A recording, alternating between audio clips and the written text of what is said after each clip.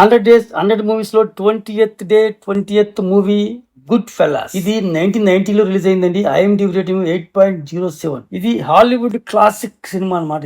ఈ సినిమాని హాలీవుడ్ సినిమాకు గుండెకాయ డైరెక్టర్ మార్టిన్ స్కార్సెస్ డైరెక్ట్ చేశారు. గ్యాంగ్స్టర్ సినిమాలకు ఈ సినిమా మూలం అనమాట. గ్యాంగ్స్టర్ అంటే మీకు గాడ్ ఫాదర్ సినిమాలు గుర్తొచ్చేమో, దానికి బాబు లాంటి సినిమా అనమాట. ఇది గాడ్ ఫాదర్ సినిమా సిరీస్ లో కుటుంబానికి ఎక్కువ ప్రాముఖ్యత ఉంటుంది. ఈ గుడ్ ఫెల్లాస్ లో అయితే ముఠా జీవితం గురించి, ఒరిజినల్ గ్యాంగ్స్టర్ కార్యకలాపాలు ఎలా ఉంటాయో, ఎలా ప్లాన్ చేస్తారో, ఎలా అటాక్ చేస్తారో, ఎలాగ వాళ్ళు లైఫ్ ని లీడ్ చేస్తారో, అందులో ఉన్న పాలిటిక్స్ అన్ని కూడా దీంట్లో కళ్ళ కట్టినట్టు చూపిస్తారు.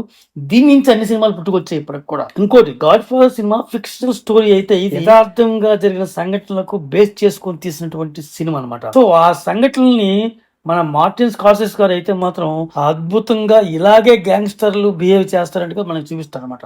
హెన్రీ అనేటువంటి ఒక అబ్బాయి యొక్క జీవిత కథ అనమాట. ఇది గ్యాంగ్స్టర్ అవ్వాలని నరనరాల్లో జీర్ణించిపోయినటువంటి అబ్బాయి యొక్క లైఫ్ అనమాట. గ్యాంగ్స్టర్ అవ్వడం కోసం ఎన్నో రకాలుగా అతను ప్రయత్నం చేస్తాడు. అలాగే సూట్ వేసుకోవాలి, అలాగే గన్ ఫైరింగ్ చేయాలి అని కళ్ళకి అంటాడు. సో హెన్రీ అనేవాడు గ్యాంగ్స్టర్ గా ఎలా మారాడు, అతని ఫ్రెండ్స్ తో ఎలా దందాలు చేశాడు. సో దీంట్లో ఏంటంటే ముగ్గురు ఫ్రెండ్స్ ఉంటారనమాట.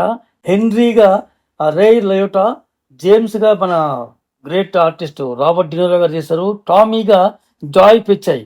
ఈ జాయ్ పిచ్చాయ్ క్యారెక్టర్ అయితే మాత్రం మామూలుగా ఉండదు. చూడటానికి ఎంత ఉంటాడు, నవ్విస్తాడు, కానీ నవ్వుతూనే సీరియస్ గా గన్ ఫైరింగ్ చేస్తూ ఉంటాడు. సో ఈ జాయ్ పిచ్చాయ్ క్యారెక్టర్ అయితే మాత్రం చాలా బాగుంటుందండి.